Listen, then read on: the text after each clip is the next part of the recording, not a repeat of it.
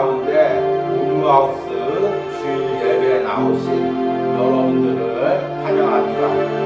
한 주간도 무더위 가운데 하나님 우리를 지켜주시는데 감사하면서 우리 하나님 앞에서 함께 예배하기로 합니다. 우리 함께 나는 예배자입니다 찬양하면서 하나님 앞에서 예배를 열어가겠습니다. 나는 하나님을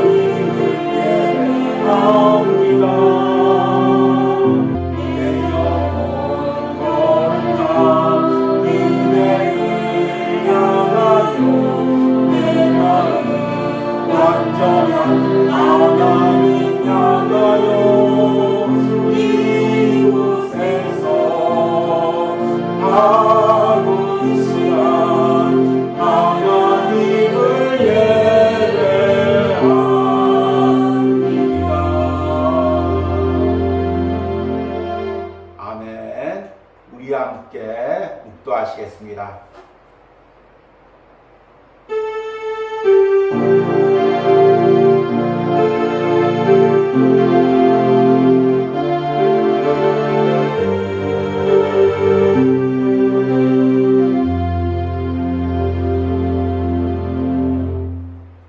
그러므로 우리가 이제부터는 어떤 사람도 육신을 따라 알지 아니하노라. 비록 우리가 그리스도도 육신을 따라 알았으나 이제부터는 그같이 알지 아니하노라. 그런즉 누구든지 그리스도 안에 있으면 새로운 피조물이라. 이전 것은 지나갔으니 보라 새 것이 되었도다. 아멘. 주님, 육신적인 존재로 이 세상을 살아가면서 육신적인 만족만을 위해 살아가다가 영원 형벌 받을 우리를 이제 성령을 통하여 거듭나게 하시고 영의 사람으로서 그리스도와 결혼하여 그리스도를 섬기는 존재로 만들어 가시니 이 은혜에 너무 감사합니다. 한 주간 동안 로마서 묵상을 통해 우리가 그리스도 안에서 어떻게 새 사람이 되었는지를 말씀을 듣고 깨달았습니다. 그리고 성령께서 지금 나를 어떻게 그리스도와 함께 연합하게 하시고 걸어가게 하시는지 그 은혜를 날마다 묵상했습니다. 주님, 이 은혜에 감격해서 이제 더 이상 육의 사람이 아닌 영의 사람으로 살아가기로 합니다. 세상에 초점을 맞추는 것이 아니라 하늘나라에 초점을 맞추고 사람에게 초점을 맞추는 것이 아니라 하나님에게 초점을 맞추고 살아가기로 합니다. 하나님, 우둔한 우리의 지혜를 깨뜨려 주시고 성령의 지혜를 주셔서 말씀을 깨닫게 하시고 로마서 말씀을 깨닫게 하시고 복음을 깨닫게 하시고 그 복음대로 살아갈 수 있는 은혜를 허락하여 주시옵소서. 오늘 온유하우스 주일 예배를 드리는 모든 신령 가운데 로마서 말씀이 선포될 때 이 말씀의 은혜를 깨닫게 하시고 이 말씀대로 살아갈 수 있는 은혜를 우리에게 허락하여 주시옵소서. 오늘 예배 처음부터 끝까지 성령 하나님께서 우리 가운데 임재하시고 풍성한 은혜를 베풀어 주시옵소서. 예수님의 이름으로 기도했습니다. 아멘. 찬송가 408장입니다. 나 어느 곳에 있든지 함께 찬양하겠습니다.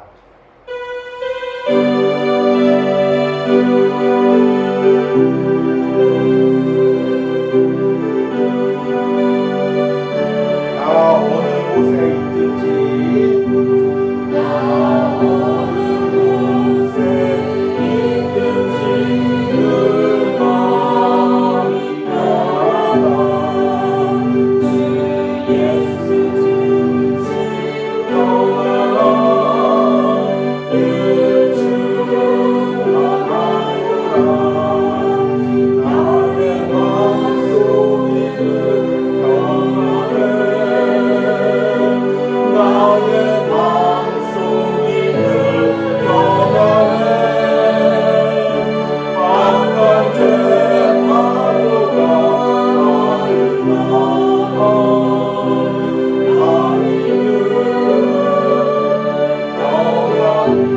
마음에 솟는 영생이 한없이 흐르니 목마름 다시 없으며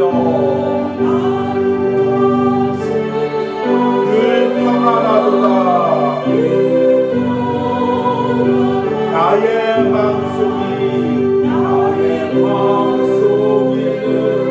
평안해. 나의 마음속이 늘 평안해. 바깥의 파도가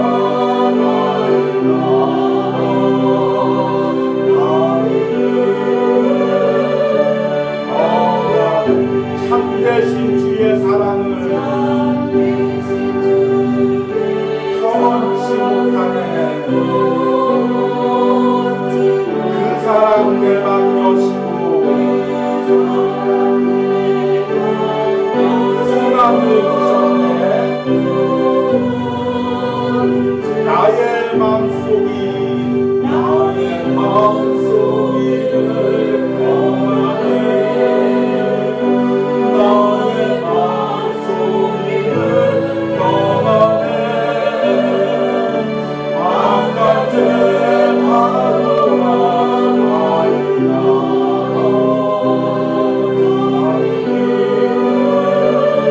파도가 주 예수 온갖 고난을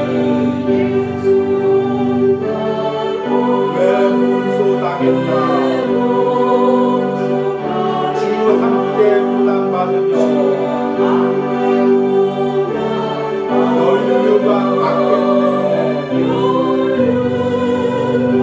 나의 마음속이 늘 평안해. 나의 마음속이 늘 평안해. 바깥의 파도가 나를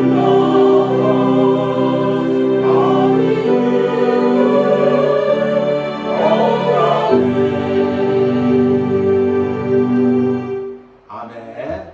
한 주간도 악한 죄가 넘치는 세상 가운데서도 여러분들이 예수님이 주신 평안함으로 살아왔기를 또 소망합니다. 그리고 다음 주도 또 이렇게 살아가길 원합니다.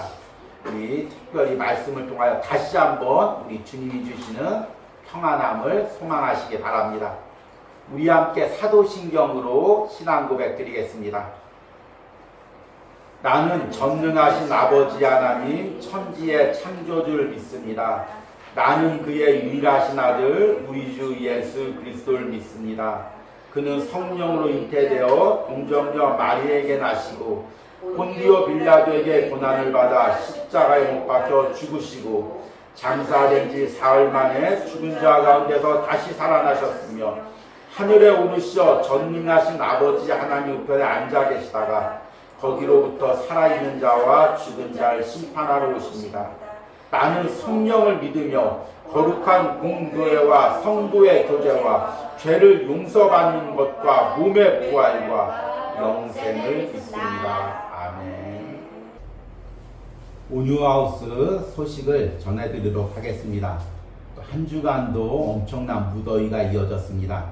무더위 가운데도 한 주간 노마서 묵상을 이어가게 해주시면 참으로 감사합니다. 8월달에 특별히 무더운데 이 무더위 가운데서도 이 노마서 묵상이 또 하루도 빠짐없이 잘 전해들게 해주셔서 또 감사합니다. 여러분들이 8월달 노마서 묵상이 잘 이어질 수 있도록 또 주의 종을 위해서 또 기도하고 또 여러분들도 무더위 가운데 또 잘 동참하시길 바랍니다. 그리고 이제 지난주까지 대부분의 휴가들이 다 끝났으니까 또 이제 이번 주부터 새로운 마음으로 우리가 로마서 묵상 가운데 동참하시고 또 특별히 이제 이번 주부터 이어지는 말씀이 우리가 그리스도 가운데 또 성령 안에서 어떻게 그리스도를 섬길 수 있는지 이 부분을 이야기하고 있습니다. 여러분들이 깊게 은혜 받으시고 혹시나 나도 모르게 그동안 율법적으로 그리스도를 섬겼다면 이 부분들이 깨달아지고 새롭게 성령 안에서 그리스도를 섬기는 은혜들이 있기를 소망합니다. 그러면 오늘 말씀을 전하도록 하겠습니다. 오늘 말씀의 본문은 로마서 7장 4절에서 6절입니다. 제가 읽도록 하겠습니다. 그러므로 내 형제들아 너희도 그리스도의 몸으로 말미암아 율법에 대하여 죽임을 당하였으니 이는 다르니 곧 죽은 자 가운데서 살아나신 이에게 가서 우리가 하나님을 위하여 열매를 맺게 하려 함이라. 우리가 육신에 있을 때는 율법으로 말미암아 죄의 정욕이 우리 지체 중에 역사하여 우리로 사망을 위하여 열매를 맺게 하였더니 이제는 우리가 얽매였던 것에 대하여 죽었으므로 율법에서 벗어났으니 이러므로 우리가 영의 새로운 것으로 섬길 것이요 율법 조문에 묵은 것으로 아니할지니라. 아멘. 이제 학생들의 여름방학이 다 끝났습니다. 특별히 이제 우리 아이도 이제 여름방학 기간이어서 이제 가정에서 함께 또 지내고 또 이제 엄마 아빠가 또 아이의 또 교육도 봐주고 그랬습니다. 주로 이제 우리 사모님이 이제 국영수 주요 과목을 봐주고 저 같은 경우는 이제 역사나 이제 좀 사회 쪽의 부분들을 많이 아이와 이제 교육을 했습니다. 특별히 이제 방학 동안에 아이와 함께 좋은 역사 영상들을 함께 보았는데 그 중에서 이제 기억나고 또 여러분들에게 추천해드리고 싶은 하나 영상이 있습니다. TVN에서 방영하고 있는 벌거벗은 세계사라는 프로그램입니다. 참 이 프로그램이 좋은 게 고대사부터 현대사까지 또 동양사, 서양사, 또 우리나라 현대사 다양하게 이렇게 다루고 있습니다. 또 문화적인 측면도 다루고 있고 또 무엇보다도 가장 이 프로그램의 좋은 부분이 역사를 한 부분에서 치우쳐서 보지 않고 다양하게 보는 것입니다. 예를 들어서 이제 러시아와 우크라이나 전쟁이 왜 일어났는지 이제 역사적인 기원에서부터 이렇게 살펴보는 방영된 프로그램이 있었습니다. 그런데 패널로서 우크라이나 사람 한 명, 러시아 사람 한 명을 불러다가 양쪽 입장을 다 들어보는 것입니다. 이렇게 방영하기 때문에 한쪽으로 치우치지 않고 역사를 다양하게 균형 있는 시각으로 볼 수 있는 아주 좋은 프로그램입니다. 그런데 최근에 이제 아이와 함께 본 내용이 무엇이냐면 십자군 전쟁입니다. 아마 십자군 전쟁에 대해서는 여러분들이 다 알고 있을 것입니다. 사라센 이슬람 세력이죠. 이들이 예루살렘을 점령하고 또 이제 성지 순례를 막으니까 교황 우르반 2세가 이제 유럽 전 지역에 동원력을 선포해서 십자군 전쟁이 이제 일어나게 됩니다. 그런데 이 십자군 전쟁이 그 이름과는 다르게 참 추악하고 더럽게 변질된 경우가 많이 있습니다. 처음 십자군이 출발할 때는 일반적인 민중들이 출발했습니다. 그래서 가난한 농부들, 노인들, 어린아이들, 여자들까지 10만 명 넘는 사람들이 손에 곡괭이 들고 그리고 삽 들고 그 성지를 탈환하기 위한 열심으로 그냥 무조건 달려갔습니다. 지나가는 지역마다 약탈을 하고 빼앗고 그리고 막상 또 이슬람 세력과 싸울 때는 변변한 무기조차 없어서 다 죽임당하고 여자들은 능욕당하고 노예로 끌려가고 또 아이들은 또 포로로 잡혀갔습니다. 참 이런 모습을 볼 때 정말 이것이 하나님이 원하셨던 것인지 의문이 듭니다. 그리고 더 나아가서 이제 본격적인 십자군 전쟁이 시작되니까 이 사람들이 이슬람에 가서 성지를 탈환하는 목적이 아니라 그곳에서 있는 이제 보화를 약탈하기 위해서 이슬람 사람들 학살합니다. 성 하나를 점령하면 성에 있는 동물들까지 또 아이들까지 갓난 아이까지 다 죽입니다. 그리고 모든 재물을 다 이제 모아서 서로 나누어 가는 거죠. 그리고 이들이 정당하는 것이 이제 구약 성경에 여호수아도 이제 가나안 땅을 점령해서 성을 점령하면 다 불태우고 죽였다. 이런 것으로 정당화합니다. 심지어는 이제 성을 몇 달씩 포위해서 점령을 했는데 그 성이 포위되어 있다 보니까 먹을 것이 남아있지가 않았습니다. 그러니까 이슬람 사람들을 다 불태워서 죽이거나 그래서 그 인육을 먹는 일까지 발생했습니다. 얼마나 끔찍합니까? 더 나가서 이제 마지막에 예루살렘을 탈환할 때는 그 예루살렘을 탈환하고 몇십만 명의 그곳에 있는 사람들을 학살했습니다. 참 이것을 보면서 정말 이들이 하나님 뜻대로 전쟁을 했는가 이런 의문이 처음에 들었는데 점점 더 근본적인 질문을 하게 됩니다. 십자군 전쟁 자체가 하나님이 원하시는 것이었나? 하나님이 그렇게 굳이 그 물질적인 예루살렘이라는 성을 성지로 결정을 해서 그것을 갖다 탈환하는 것을 하나님이 기뻐했는가? 그리고 그 탈환하는 과정에서 하나님 믿지 않는 이스라엘 백성들을 그렇게 학살하는 것이 하나님의 뜻이었는가? 이것을 생각해 보게 됩니다. 그리고 그 많은 십자군 사람들 중에서 누구 한 명 왜 이런 질문을 안 던졌을까? 우리가 정말 지금 가는 것이 하나님 뜻인가?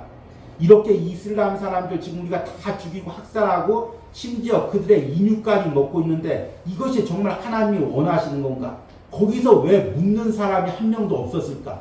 이런 생각을 해보게 됩니다. 그런데 그 당시 분위기에서 이렇게 물었다면 아마 종교 재판에 처해지고 파문당하고 처형을 당했을 것입니다. 참 그래서 이 신앙의 분위기 또 그 신앙의 잘못된 열정 이것이 무서운 것입니다. 그런데 이 영상을 보면서 어쩌면 지금 이 시대에 살고 있는 우리들 역시 이렇게 하나님 뜻이 아닌데 인간의 뜻에 따라서 자신의 열심에 따라서 하나님을 위해서 일한다고 하면서 자신의 어떤 기분과 욕망을 채우고 있지 않는지 그것을 생각해 보게 됩니다. 우리가 이제 올해부터 로마서 묵상을 시작했습니다. 그리고 하반기에서는 로마서 6장과 7장을 묵상하면서 그리스도와의 연합이라는 주제를 이제 묵상하고 있습니다. 그리스도와의 연합이 무엇입니까? 예전에는 우리가 죄의 종이었습니다. 그런데 이제 우리가 예수님께 구원받고 내가 예수님과 함께 십자가에 못 박혀 죽어서 죄에 대해서는 죽고 하나님에 대해서는 살아났습니다. 그래서 이제 우리는 더 이상 죄의 종이 아니라 의의 종입니다. 그리고 로마서 7장에는 예전에는 우리가 율법과 결혼한 존재였습니다. 그런데 그 율법에 대해서 죽고 이제 그리스도와 결혼한 존재가 되었습니다. 그러면 예전에는 죄의 종이었고 예전에는 율법의 아내였는데 이제는 의의 종이고 성령의 종이고 그리스도와 결혼한 존재이면 우리가 하나님을 섬기는 방식도 바뀌어져야 됩니다. 그렇지 않습니까? 내가 이 주인을 섬기다가 이 주인을 섬기게 됐으면 당연히 주인을 섬기는 방식이 달라지겠죠. 내가 이 회사를 다니다가 이 회사로 옮겨졌으면 일하는 방식이 당연히 달라졌을 것입니다. 내가 이 사람과 결혼했다가 이 결혼 생활이 끝나고 다른 사람과 결혼했으면 또 결혼 생활 삶의 방식이 달라지고 사랑하는 방식이 다 달라졌겠죠. 그런데 우리 가운데는 여전히 죄의 종이 되었던 그 방식대로 율법과 결혼했던 방식대로 하나님을 섬기고 있는 방식들이 있다는 것입니다. 그것이 중세로 가면 십자군 전쟁이었고 또 지금 이 시대도 우리가 그렇게 십자군 전쟁처럼 율법적으로 외형적으로 또 인간이 옳다는 것을 섬기는 부분들이 많이 있다는 것입니다. 우리가 복음 안에서 하나님을 진정으로 섬기고 예배한다는 것이 무엇일까요? 말씀에 담겨있는 하나님이 원하시는 것이 무엇인지를 분별하고 그것으로 하나님을 섬겨드리는 것입니다. 그것이 바로 지금 우리가 읽고 있는 로마서 7장의 내용입니다. 그런데 바울이 이렇게 계속해서 율법에 대해서 이야기를 하는 것은 그 당시 바울이 복음을 전할 때 여전히 율법주의자들이 율법으로 구원을 받는다고 생각하고 복음을 거부하는 것입니다. 어떻게 사람이 은혜로 구원을 받냐? 하나님 앞에 착한 행실을 해서 구원을 받아야지, 이렇게 생각하는 것입니다. 우리 중에도 여전히 이제 이렇게 생각하는 사람들이 많이 있어서 복음을 거부하는 사람들이 많이 있습니다. 그런데 바울이 로마서를 쓴 것은 그 믿지 않는 유대주의자들, 율법주의자들 위해서 쓴 것이 아니라 로마에서 그 복음을 받아들인 그리스도인들을 위해서 쓴 것입니다. 그러면 왜 그리스도인들에게 이렇게 율법을 계속해서 강조합니까? 그리스도인조차도 복음으로 구원을 받았는데, 은혜로 구원을 받았는데 다시 율법으로 돌아가고자 하는 마음들이 있었다는 것입니다. 특히 이제 이것이 초대교회 전반적인 상황이었습니다. 가장 이 부분을 강하게 다루고 있는 부분이 갈라디아서입니다. 그래서 갈라디아서 3장 1절에서 3절에 바울이 갈라디아 사람들에게 이렇게 이야기합니다. 어리석도다 갈라디아 사람들아, 예수 그리스도께서 십자가에 못 박히신 것이 너희 눈에 밝히 보이거늘 누가 너희를 꾀더냐? 내가 너희에게 다만 이것을 알려 하노니 너희가 성령을 받은 것이 율법의 행위로냐 혹은 듣고 믿음으로냐? 너희가 이같이 어리석으냐? 성령으로 시작하였다가 이제는 육체로 마치겠느냐? 이렇게 이야기하는 것입니다. 그런데 이 이야기가 당시에 초대교회만 해당되는 것이 아니라 갈라디아 교인들에게만 해당되는 것이 아니라 이 시대의 그리스도인들에게도 그대로 해당된다는 것입니다. 우리는 처음에 은혜로 구원을 받았습니다. 그리고 그 은혜에 감격해서 신앙생활을 했습니다.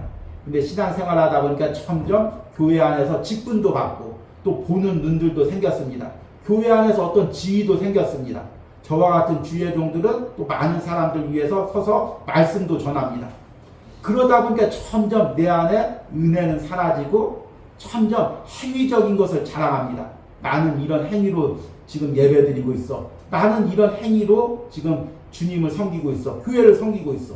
이렇게 행위를 자랑하게 됩니다. 이렇게 행위를 자랑하면 자랑할수록 우리 안에 은혜가 낙해지는 것입니다. 그래서 바울이 이야기했죠. 너희가 이같이 어리석으냐? 성령으로 시작하였다가 이제는 육체로 마치겠느냐? 어쩌면 이것이 지금 이 시대에 바울이 우리에게 들려주고 싶은 말입니다. 우리가 성령으로 시작했는데, 은혜로 시작했는데 율법으로 마치겠습니까? 행위로 마치겠습니까? 남에게 보여주고 있는 행동으로 마치겠습니까?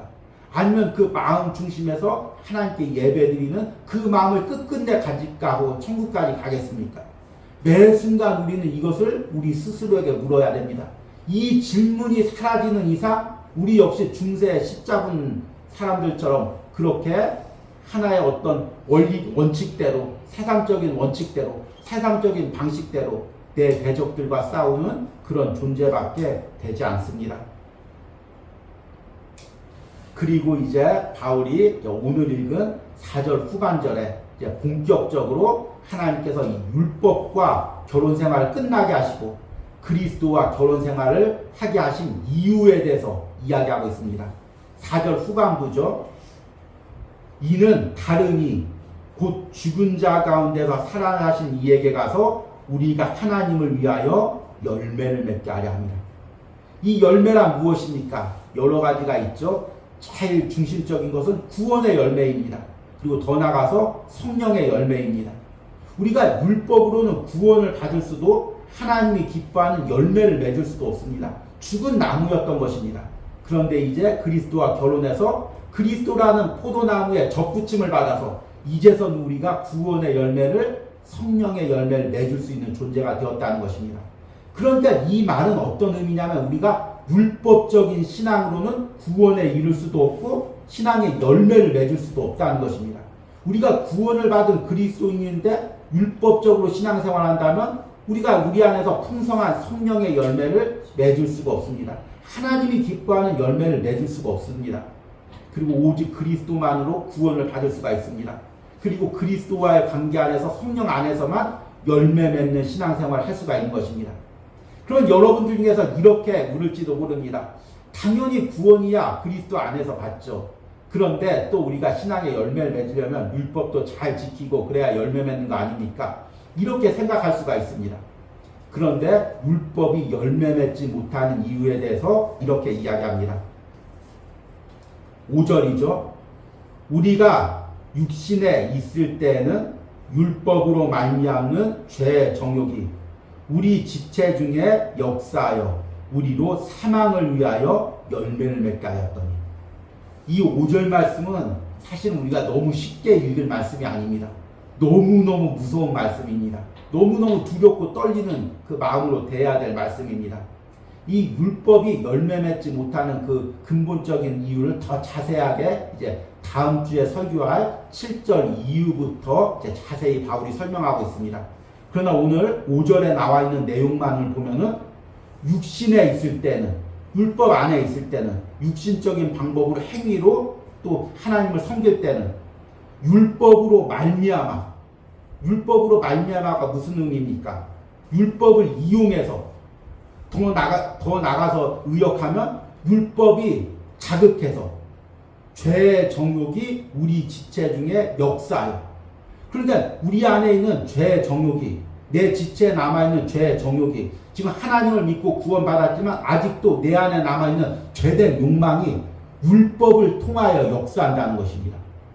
율법은 무엇입니까? 우리의 죄를 죽이고 하나님 앞에 바로 살기 위해서 주신 건데, 우리 안에 있는 죄가 얼마나 강한지 그 율법조차도 이용한다는 것입니다. 지금 바울이 5절에서 이야기하려고 하는 것은 무엇입니까? 쉽게 여러분들한테 이야기해 말하자면 죄를 만만히 보지 말라는 것입니다. 우리 대개 이렇게 생각하죠. 지금 내가 죄가 있어? 그럼 하나님 말씀 잘 지키면 이 죄가 떠나갈 거야. 이렇게 생각합니다. 그런데 죄는 그런 간단한 존재가 아니라는 것입니다.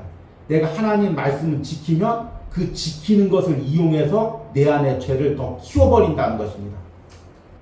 이게 우리 안에 죄가 역사하는 아주 교묘한 방법입니다. 우리가 선한 마음을 먹는 동시에 우리 안에 악한 마음이 같이 들어옵니다. 그래서 그 선한 마음을 악한 마음으로 바꾸어버리는 것입니다.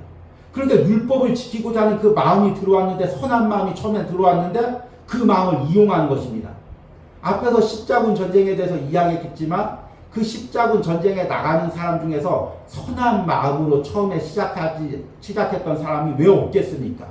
처음에는 정말 자신의 생명까지 들여서 하나님을 위해서 일하고자 하는 마음으로 그 전쟁에 참여한 사람들도 있을 것입니다. 그러나 전쟁에 참여하면서 점점 욕심이 나고 또 그 전쟁에 참여하면서 잔인해지고 확산해지고 나를 내세우고 싶은 욕망들이 생기는 것입니다. 그것이 처음에 가졌던 율법적인 마음을 변질시키는 것입니다. 그러니까 율법, 육체적인 행위로는 하나님 앞에 선하게 될 수가 없습니다. 열매 맺을 수가 없습니다. 우리의 신앙도 마찬가지입니다. 우리가 행위에 집착하는 순간, 어느 순간부터 우리의 신앙이 변질되게 되어 있습니다. 이것은 제가 이야기하는 것이 아니라 우리 안에 있는 죄된 영적 작용이 그런 원리로 되어 있다는 것입니다. 그리고 나서 6절 말씀해 보니까 이제는 우리가 얽매였던 것에 대하여 죽었으므로 율법에서 벗어났으니 이러므로 우리가 영의 새로운 것으로 섬길 것이요 율법 조문에 묵은 것으로 아니할지니라. 그리스도와 연합한 존재들, 성령 안에서 그리스도와 결혼 생활을 시작한 우리들은 이제 6절 후반부에 보니까 영의 새로운 것으로 섬길 것이요 율법 조문에 묵은 것으로 아니할지니라. 옛날에 그 율법 조문들, 그 조항들 하나하나 섬기고 이 조항들 체크해가면서 이거 지켰나 저거 지켰나 이거 안 지켰나 이렇게 체크하면서 신앙생활을 하는 것이 아니라 이제는 우리가 영의 새로운 것, 내 안에 주시는 성령의 뜨거운 감동으로 날마다 하나님을 섬긴다는 것입니다. 이것이 하나님이 원하시는 그리스도와의 결혼생활이고 이것이 하나님 앞에서 열매 맺는 그리스도와의 연합이라는 것입니다. 그리고 우리가 날마다 하나님 나라 갈 때까지 몸부림치면서 추구해야 될 신앙생활이 바로 이것입니다. 우리 신앙이 자꾸 외형적으로 보여주려는 신앙으로 변질될 때마다 계속해서 우리는 이 말씀을 통해서 복음으로 돌아오고 우리 안에 있는 성령의 은혜로 돌아와야 됩니다. 그러나 이제 여기까지 이야기해도 사실은 너무 추상적입니다. 율법적인 신앙생활이 무엇인지 또 성령 안에서의 신앙생활이 무엇인지 잘 구별이 되지 않습니다. 그래서 이제 우리가 노마서 묵상을 하고 있는데 이제 금요일날, 토요일날 그리고 이제 이번 주에 묵상할 월요일과 화요일날에 로이드 존스 목사님이 노마서 강에서 율법적인 신앙생활과 또 성령 안에서의 신앙생활을 분명하게 구분해서 이야기하고 있습니다. 그런데 그 단어들이 조금 이제 예전의 단어들입니다. 조금 이제 좀 논리적이죠. 그래서 나름대로 묵상할 때 제가 이것을 번역하면서 쉽게 이해하기 현대적인 언어로 바꾸어서 전하고 있지만 그래도 잘 여러분들이 이해하기 어려울 수가 있습니다. 그래서 오늘 이제 세 가지로 율법적인 신앙의 방식과 성령 안에서의 신앙의 방식이 어떤 차이가 있는지를 말씀을 드리려고 합니다. 그래서 여러분들이 이 세 가지 제가 이야기하는 것을 쉽게 이야기해 드릴 테니까 날마다 이것들을 통해서 내가 지금 율법적인 신앙으로 돌아가고 있는지 아니면 성령 안에서 신앙생활하고 있는지 날마다 점검해 봐야 됩니다. 첫 번째는 무엇으로 하나님을 섬기느냐 그 차이입니다. 율법적인 신앙생활은 성경의 글자로 하나님을 섬깁니다. 그러나 성령 안에서의 신앙생활은 내 안에 있는 성령의 감동으로 하나님을 섬깁니다. 참 우리 중에도 이런 사람들이 많이 있습니다. 성경의 말씀 글자 그대로 다 지키려고 글자 그대로 받아들이는 것입니다. 그래서 안식일을 거룩하게 지켜라. 안식일에는 아무 일도 하지 마라. 이렇게 이야기하면 실제로 주일날에는 예배만 드리고 사람을 섬기는 것 그런 것까지 죄악으로 이제 여기는 경우가 많이 있습니다. 그리고 이것을 강조하는 이제 잘못된 종파들은 또 구약의 토요일이 안식일이었다고 또 안식일을 지키고 또 성경에 있는 그대로 뭐 군대도 가지 않고 심지어는 뭐 수혈도 받지 않고 이 말씀 그대로 이게 지키려고 하는 그런 사람들이 있습니다. 그러다 보면 잘못된 경향으로 빠지죠. 그리고 어떤 원리 원칙주의자들은 또 이 말씀을 통해서 하나님 믿지 않는 사람들은 다 죽이라고 했다. 다 불태우라고 했다. 그래서 믿지 않는 사람들 다 죽이려고 하는 극단적인 생각을 가진 사람들까지 또 있습니다. 왜 그렇습니까? 이 성경 말씀을 글자 그대로 섬기기 때문입니다. 이 말씀에 담겨있는 하나님의 마음을 찾으려고 하지 않고 이 글자를 섬기려고 하고 있는 것입니다. 뉴스 같은 데 보면은 이제 북한의 어떤 상황을 방영하는 그런 뉴스가 있습니다. 그러면 이제 그 김정일이가 이제 배 나온 것을 이렇게 뒷짐지고 이렇게 순찰합니다. 그러면 그 뒤에 나이 많은 흰머리 있는 사람들도 졸졸졸 쫓아다니면서 수첩을 하나 꼭 들고 다닙니다. 그리고 말하는 것마다 토시 하나 안 들고 막 적고 있습니다. 도대체 뭘 적고 있는지 모르겠습니다. 근데 열심히 하든 적습니다. 말 한마디 한마디 안 놓치려고 다 적습니다. 그리고 그 말 한마디 한마디 그대로 행하려고 노력을 합니다. 그런데 여러분 우리가 그리스도와의 관계도 이런 관계로 생각하는 사람들이 많이 있습니다. 성경 말씀 하나님이 하신 말씀을 생각하고 토시 하나도 안 틀리고 지키려고 하는 사람들이 많이 있습니다. 여러분 우리 결혼 생활이 만약 이런다고 생각해 보십시오. 남편이 뒷짐지고 막 다니고 여기 그릇 좀 치워 오늘 설거지 잘해놔 오늘 밥은 잡고 쌀 5대5로 비율로 해놔 그러면 그거 막 적어서 맞추고 막 그런다고 생각을 해보십시오. 그게 어떤 정상적인 결혼 생활이겠습니까? 여러분 결혼 생활은 인격과 인격이 만나서 인격적인 교제를 하는 것입니다. 항상 그 마음의 감동으로 섬기는 것입니다. 이것은 성경 말씀을 다 무시하고 그냥 성령의 감동으로 하라는 그것이 아닙니다. 이 성경 말씀을 전할 때 이걸 글자로 보지 말고 하나님의 마음, 그리스도의 마음으로 보라는 것입니다. 지금 하나님께서 그 마음을 글자로 여러분들에게 주셨습니다. 그러면 이 글자를 통해서 여기에 담겨있는 하나님의 마음을 알아가는 것입니다. 나를 향한 그리스도의 마음을 알아가는 것입니다. 여러분 우리가 왜 매일 말씀 묵상을 합니까? 창세기 1장에 무슨 내용이 있고 2장에 무슨 내용이 있고 말씀 많이 암송해서 나 말씀 많이 한다 자랑하기 위해서 우리가 매일같이 말씀 묵상을 하는 것이 아닙니다.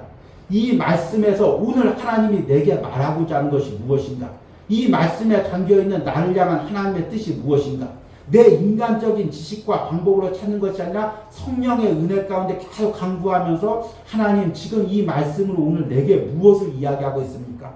이 말씀으로 내게 어떤 은혜를 주시려고 합니까? 계속해서 성령의 감동으로 이 말씀을 찾는 것입니다. 또한 어떤 우리가 신앙생활 할 때도 교회 안에서 누가 시킨다고 하는 것이 아니라 누가 10가지 조항 시켜놓고 그 조항대로 다 지켰는지 체크해서 신앙생활하는 것이 아니라 정말 날마다 성령이 내게 주신 감동대로 섬기는 것입니다. 감동으로 또 우리가 주의를 하고 감동으로 예배드리고 감동으로 헌신하고 물질 드리는 것입니다. 요즘에 이제 교회 같은 경우 보면은 다 이제 헌금마다 다 이제 11조 체크, 감사헌금 체크, 선교헌금 체크, 주일헌금 체크, 심지어는 거기다 금액까지 다 써놓는 경우가 다 있습니다. 그럼 그게 보여지니까 그거 체크하려고 물질 드리고 헌신하고 그런 것이 아니라는 것입니다. 성령이 내 안에 주신 감동대로 은혜대로 드리는 것입니다. 여러분들이 이렇게 문자에 글자에 조항에 매여서 신앙생활하는 것이 아니라 성령의 감동대로 신앙생활하길 바랍니다. 왜 이렇게 문자대로 조항대로 신앙생활하는 게 유행일까요? 성령의 감동이 없으니까. 가만 놔두면 드리지 않고 헌신하지 않으니까. 감동이 없으니 이렇게 자꾸 율법적으로 가는 것입니다. 그래서 은혜가 사라진 곳에는 율법만 남게 되는 것입니다. 여러분, 그러니까 내 안에 성령의 은혜와 감동이 꺼지지 않게 우리가 계속해서 기도해야 됩니다. 두 번째는 어떤 섬김에 초점을 두느냐입니다. 율법적인 신앙은 육체적 행위로 초점을 둡니다. 그래서 행위적으로 잘하는 것이 하나님을 섬기는 것이 됩니다. 그러나 성령 안에서의 신앙생활은 마음의 중심에서 초점을 둡니다. 내가 아무리 눈에 보이게 잘 예배를 드리고 물질을 드리고 헌신을 했어도 내 마음속에서 하나님을 진정으로 사랑하는 마음이 없었다면, 하나님을 진정으로 경배하는 마음이 없었다면 그 사람은 하나님께 무릎 꿇고 기도합니다. 하나님, 내가 사람들한테 외적으로 잘 보였을지 모르지만 오늘 내 마음에서는 하나님을 진정으로 사랑하지 못했습니다. 예배하지 못했습니다. 이런 마음을 가지는 것이 성령 안에서의 신앙생활이죠. 그런데 율법 안에서의 신앙생활은 내 마음 상태가 어떻든지 내가 행위적으로 잘했으면 내가 행위적으로 잘 드렸습니다. 하나님. 그리고 또 다른 사람을 비판하죠. 저 사람은 행위적으로 잘 못했습니다. 그리고 행위적으로 잘했으면 뭘 요구하냐면 하나님, 나 행위적으로 잘했으니까 보상을 주십시오. 이렇게 기도하는 것이 행위적인 신앙생활인 것입니다. 이런 행위적인 신앙생활의 가장 무서운 점이 뭐냐면 이렇게 행위로 하나님을 섬기면 섬길수록 더욱더 자신의 연약함이 느껴지고 죄가 느껴져서 무릎 꿇고 하나님께 더 가까이 가는 것이 아니라 행위적으로 잘하면 잘할수록 자기의가 쌓인다는 것입니다. 우리가 이제 계속해서 로마서를 묵상하면 바울이 계속해서 깨트리려고 하는 것이 무엇이냐면 자기의입니다. 유대인들이 왜 예수님을 믿지 못했냐면 자기의가 너무 많기 때문입니다. 우리는 이렇게 율법을 다 지키는데 예수님께서 이 땅에 오셔서 가난한 사람들 또 연약한 사람들에게 복음을 전하니까 저 사람들은 구원받을 자격도 없는데 우리는 이렇게 율법을 섬겼는데 이렇게 자기의가 있으니까 예수님을 그리스도로 받아들일 수가 없는 것입니다. 이것은 이 시대에도 마찬가지입니다. 우리가 신앙생활을 하면서 행위로 자기의를 쌓아가면 쌓아갈수록 이것은 그리스도와 멀어지는 것입니다. 반면에 성령 안에서는 아무리 내가 행위를 많이 해도 내 마음 안에서 연약함이 보이는 것입니다. 주님, 내가 오늘 사람들 보기에는 이렇게 잘 예배드린 것 같지만 많이 물질 드린 것 같지만 내 안에서 여전히 어두운 마음이 있습니다. 죄된 마음이 있었습니다. 주님, 용서하여 주시옵소서. 그리고 자꾸 이렇게 자기 마음을 바라보니까 그 마음으로 온전히 하나님 앞에 설 수 없는 자기 자신을 발견하게 됩니다. 그러니까 성령의 은혜를 더 간구하는 것입니다. 주님, 내 행위로는 내 마음의 의지로는 내가 온전히 하나님께 드릴 수가 없습니다. 성령님께서 날마다 나를 주장하여 주시옵소서. 나는 주님 앞에서 죄인입니다. 내 노력과 방법으로 주님 앞에 바로 설 수 없습니다. 나를 긍휼히 여기시고 불쌍히 여겨주시고 나를 붙들어 주시옵소서. 이런 탄식과 간구와 기도가 나오는 것입니다. 그러면서 날마다 주님 앞에 더 가까이 가는 것입니다. 마지막으로 율법적인 신앙과 성령 안에서의 신앙생활을 구별하는 방법은 무엇을 섬기느냐는 것입니다. 무엇을 위해 섬기느냐는 것입니다. 여러분, 우리가 무엇을 위해서 예배하고 있습니까? 무엇을 위해서 기도합니까? 여러분, 무엇을 위해서 헌신합니까? 예전에 구원의 확신이 없을 때는 구원 받기 위해서 이제 예배드리고 기도했습니다. 그런데 이제 구원의 확신이 생겼습니다. 성경 말씀을 보니까 우리가 설사 죄를 지을지라도 천국 간다고 이야기했습니다. 그러면 이제 구원받기 위해서 그동안 신앙생활을 했는데 구원의 확신이 생기면 무엇을 위해서 신앙생활을 해야 됩니까? 이제 이 땅에서도 섬기며 이 땅에서도 복을 받고 또 잘못 섬기면 하나님이 벌을 주지. 계속해서 율법적인 신앙생활은 뭔가 대가가 있어야 됩니다. 대가가 없으면은 신앙생활을 이어갈 원동력이 없습니다. 무엇으로 원동력을 이어갑니까? 그래서 은혜가 없는 교회일수록 공동체일수록 지도자가 성도들 가장 잘 컨트롤하기 좋은 방법이 무엇이냐면 자꾸 보상을 이야기하는 것입니다. 오늘 여러분들 뜨겁게 예배드리면 하나님께서 다 한 주간 복을 주실 줄 믿습니다. 오늘 예배 빠지면 한 주간 동안 여러분들 삶에 어려운 일이 있습니다. 여러분 11조 잘 드리면 하나님 물질 축복 주십니다. 11조 안 드리면 하나님이 다 뺏어가십니다. 이렇게 자꾸 상벌을 이야기하면 성도들이 열심으로 신앙생활을 하는 것입니다. 그러나 여러분, 우리가 상벌 때문에 하나님을 섬깁니까? 여러분 복받기 위해서 하나님을 섬깁니까? 하나님 잘못 섬기면 벌 받을까봐 하나님을 섬깁니까? 이것은 하나님 잘 섬기면 천국 가고 잘못 섬기면 지옥 갈까봐 섬기는 것과 무엇이 다릅니까? 세상 사람들이 남편을 사랑할 때, 아내를 잘 사랑할 때 이 사람 잘 사랑해야 죽어서 저 사람 그 유서에다가 다 돈 나에게 남겨준다고 이야기하지. 그렇게 생각하고 섬기는 것과 무엇이 다릅니까? 우리가 하나님을 섬기는 이유는 무언가 대가를 받기 위해서 섬기는 것이 아닙니다. 우리가 친정 복음 안으로 들어왔을 때 하나님께서 나를 사랑하시고 독생자 예수 그리스도까지 십자가에서 피 흘리기까지 내어준 그 하나님의 사랑을 깨닫는 것입니다. 내 인생을 돌이켜보면서 인생의 고비고비마다 나와 함께 하신 하나님, 나를 붙들어 주신 하나님, 또 내가 어렵고 외로울 때마다 나와 함께 하신 하나님, 그 하나님의 은혜에 감격해서 그 하나님의 사랑을 느껴서 그 사랑과 은혜에 감격해서 하나님께 내 시간을 드리고 내 물질을 드리고 내 몸을 드리는 것입니다. 이것이 하나님이 원하시는 진정한 섬김입니다. 물론 신앙의 초반에는 이런 율법적인 섬김도 필요합니다. 구원받기 위해서 교회 나오고 또 축복받기 위해서 예배 드리고 기도하는 것도 어느 정도 필요합니다.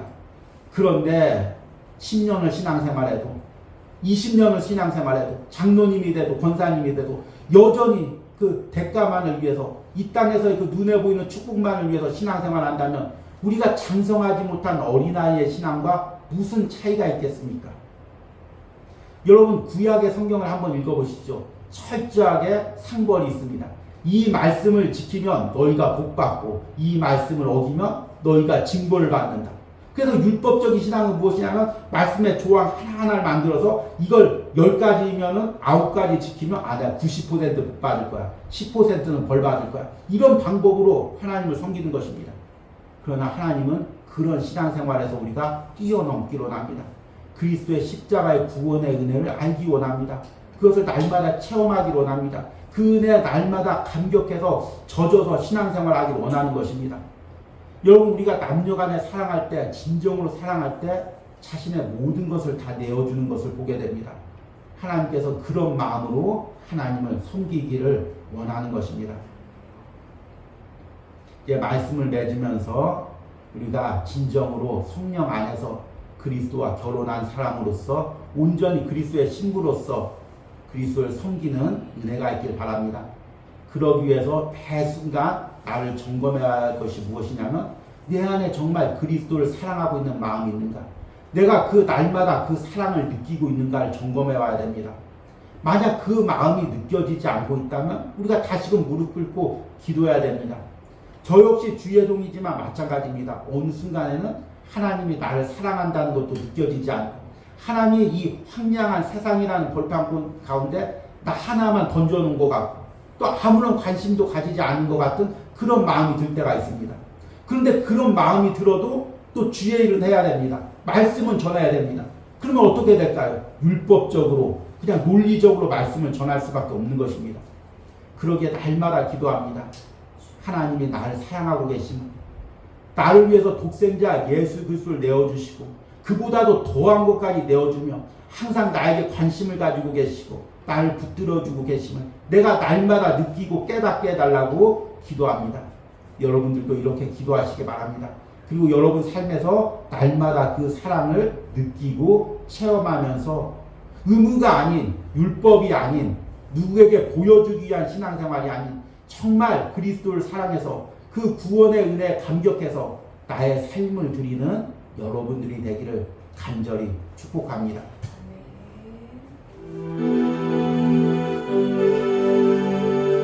우리 들은 말씀 생각하시면서 주 은혜의 힘을 함께 찬양하겠습니다.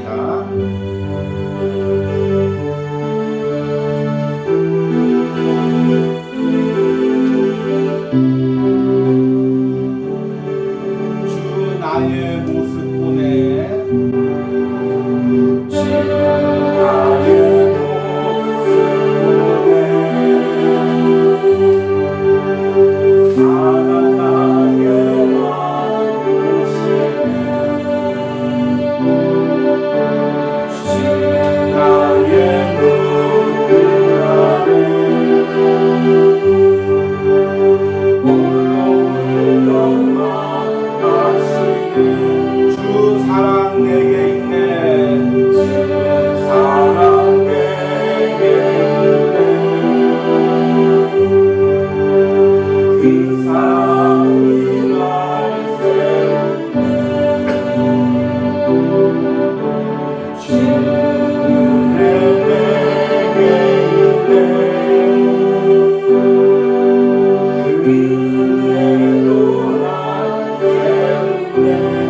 사랑 나의 세상 소망 다 사라져가 주의 사랑 끝이 없으니 살아가는 이 모든 생각이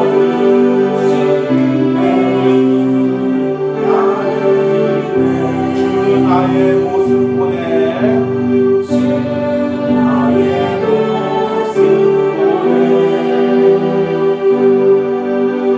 사랑한 나의 모습 주 나의 눈물 안에 홀로 울던 나 세상 소망 다 사라져가 주의 사랑 끝이 없으니 살아가는 이 모든 생각이 주의 나는 세상 소망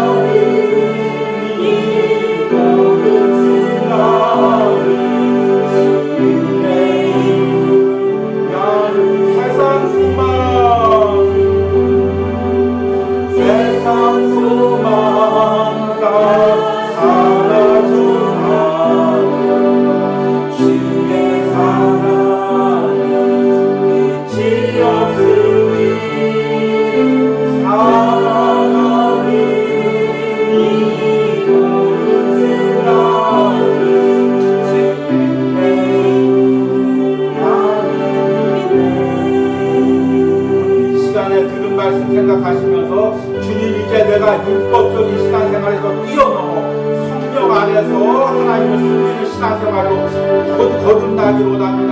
그동안 행위에만 초점을 맞췄다면 사람들에게 보여지는 것에만 초점을 맞췄다면 이제 나의 마음 중심에서 진정으로 하나님을 사랑하는 마음으로 구원의 은혜에 감격해서 주의 일을 감당하며 예배하기로 합니다. 우리 주여 부르고 기도합니다. 주여 주님 내가 이제 더 이상 이제 율법적인 신앙생활에서 뛰어넘어 성령 안에서 신앙생활하기로 합니다. 더 이상 율법의 방식이 아닌 행위의 방식이 아닌 보여주기 위한 방식이 아닌 그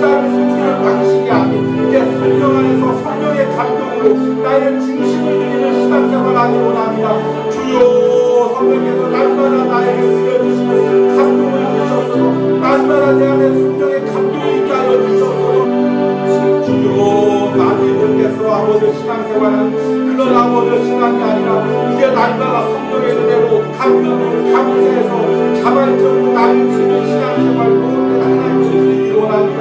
주여 보여주는 신앙생활이 아닌 날마다 나의 중심을 드리는 신앙생활이 되기 원합니다. 중심적인 예배가 아닌 나의 중심을 드리는 예배를 드리기 원합니다. 아버지 주여 날마다 나의 중심을 하나님께 드리기 원합니다. 나의 마음을 드리기 원합니다. 날마다 뜨거운 감격으로 감동으로 신앙생활하기 원합니다. 이 은혜가 사라져서 불법적인 신앙생활을 건들게 되는 주여 우리에게 은혜 주시기 원합니다. 주여 우리에게 감동 주시기 원합니다. 이런 은혜 우리에게 뜨거운 성령의 은혜를 날마다 부어주셔서 한 주간 동안 로마서 묵상할 때 다시 나오는 로마서 말씀을 통해 성령의 뜨거운 은혜가 우리에게 부어지게 하여 주셔서 나의 모든 율법적인 신앙생활이 깨어지게 하여 주셔서 다시 성령 앞에 뜨겁게 나를 드리는 은혜를 있게 하여 주셔서 이런 은혜가 아버지 주님 은혜를 참여하는 모든 심령 가운데 기도하는 모든 심령 가운데 있게 하여 주셔서 여러분 우리가 두 번째 기도하면서 조금 무섭지만 또 조금 두렵지만 하나님 앞에 내 자신의 신앙생활을 돌아보며 기도하기 원합니다. 혹시나 그동안 내가 예배를 드리면서 신앙생활하면서 물질을 드리고 헌신하면서 이것으로 인해 자기의를 쌓고 있었던 부분들이 있었습니까? 하나님 오늘 말씀 앞에 복음 앞에 나의 모든 행위적인 자기의가 철저하게 깨어지게 하여 주셔서 내가 아무리 행위적으로 완벽했을지라도 마음적으로 여전히 하나님 앞에 죄인임을 깨닫게 하여 주셔서 이 주여 부르고 기도합니다. 주여 주님 내가 그동안 쌓아왔던 자기의를 보게 하여 주셔서 주님 나도 모르게 내가 열심을 내면서 나의 자기의를 쌓고 있었다면 내가 이만큼 신앙생활하고 있었다면 자기의를 쌓고 있었다면 이것이 내 복음 앞에 성령의 생각에 철저하게 깨어지고 납니다. 내가 내 마음 안에 쌓고 있었던 밤의 밤이 무엇입니까? 하나님처럼 높아지려고 쌓고 있었던 자기의가 무엇입니까? 내가 예배하는 것을 헌신하는 것을 물질을 드리는 것을 쌓고 있었던 자기의가 무엇입니까? 이것이 하나님 앞에 철저하게 깨어지게 하여 주셔서 모든 기초부터 부서지게 하여 주셔서 그리고 이제 반석 위에 믿음으로 나의 신앙을 쌓아가기 원합니다. 내가 철저하게 주님께서 은혜밖에 없음을 깨닫고 은혜로 신앙생활을 쌓아가기 원합니다.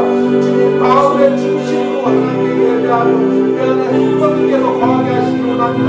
날마다 나의 자기를 깨뜨리게 하여 주셔서 나는 죽고 내 안에 예수님만 살게 하여 주셔서 나의 교만을 깨어지고 나의 교만을 깨어지고 내가 주님 앞에 겸손하게 죄인임을 고백하며 자복하며 날마다 나가는 은혜가 있게 하여 주셔서 이런 은혜가 말씀을 신령 가운데 있기를 소망합니다.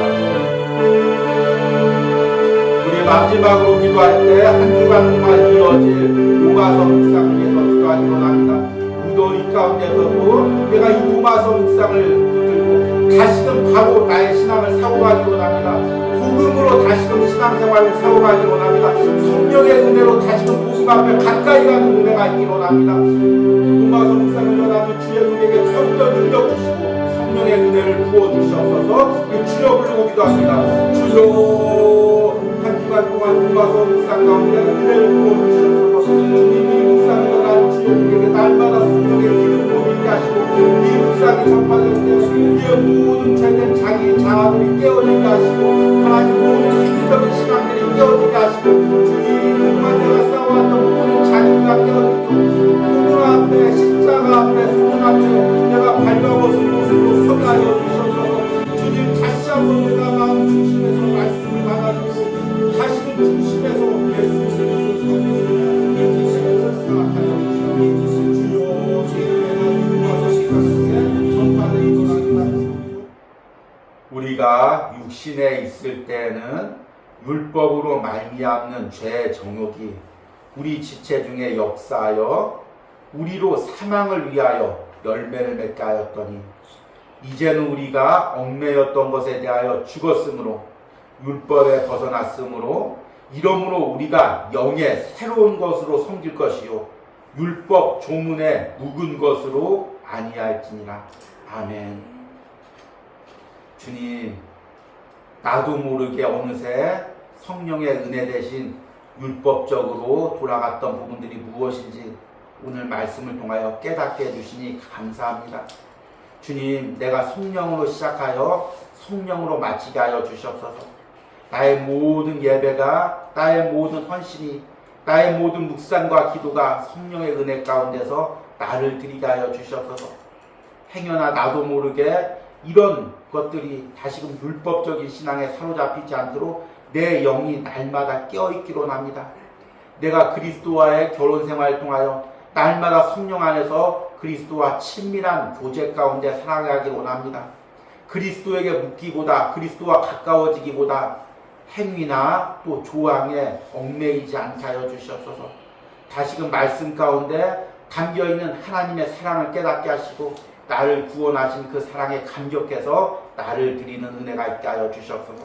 이렇게 다시금 성령의 뜨거운 은혜의 회복이 오늘 예배에 참여한 모든 신령 가운데, 또 영상으로 예배하는 모든 신령과 그들의 가정과 자녀들 가운데 있기를 간절히 기도합니다. 주님, 이 시간에는 온유아웃을 통하여 예물 드린 손길을 위하여 기도합니다. 또 주일마다 온유아웃을 위하여 기도하며 예물 드린 주예종을 주님 축복하여 주시고, 특별히 이 무더위 가운데 건강을 지켜주시고 가정과 자녀들의 건강을 지켜주시기 원합니다. 특별히 이제 또 선교 사역을 앞두고 있사오니 하나님 그 선교 사역 가운데 하나님의 놀라운 은혜가 베풀어지게 하여 주시옵소서. 성령님께서 그 모든 일정 가운데 함께 하여 주시는 은혜가 있게 하여 주시옵소서. 또 주일 새벽마다 온유아웃을 위하여 기도하며 주예종의 가정을 위하여 기도하며 예물 드린 권사님 주님 축복하여 주시고, 특별히 무더위 가운데 권사님의 건강을 책임져 주시옵소서.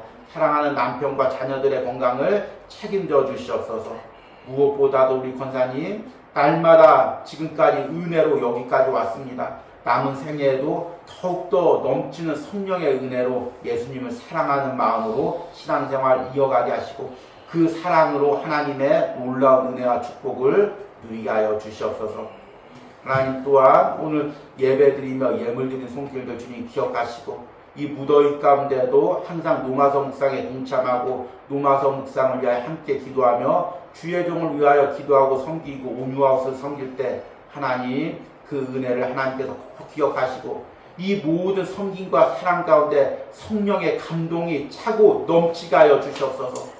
그 은혜가 너무 뜨거워서, 그 구원의 은혜가 너무 뜨거워서 이 온유아웃을 통해 함께 누리는 은혜가 너무 감사해서 나의 삶과 나의 물질과 나의 시간을 드리는 그런 은혜가 있게 하여 주시옵소서. 이런 헌신을 위해서 특별히 항상 마르지 않는 은혜들 부어주시고 또 건강을 책임져 주시옵소서. 육신의 모든 연약한 부분들이 있다면 예수님께서 하나하나 만져주시고 치료하여 주시고 회복시켜 주시는 은혜가 있기를 원합니다.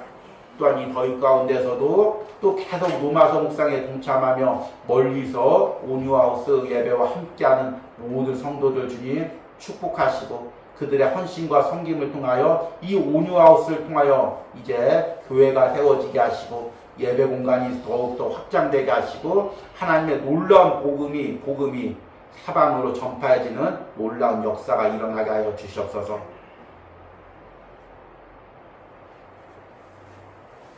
이제는 나를 하나님의 자녀 삼으시고 나를 향한 구원을 베푸신 성부 하나님의 사랑과 나를 위하여 십자가에서 죽으시고 나에게 모든 것을 내어주신 성자 예수 그리스도의 은혜와 지금도 우리 안에 역사하셔서 더욱더 하나님을 사랑하게 하시고 예수님과 동행하게 하시는 성령 하나님의 역사하심이 오늘 온유아웃에서 예배하는 모든 심령 가운데, 그들의 삶 가운데, 그들의 가정 가운데, 그리고 영상으로 예배하는 모든 심령과 그들의 가정과 자녀들 가운데 이제부터 영원까지 함께 할지어다. 아멘.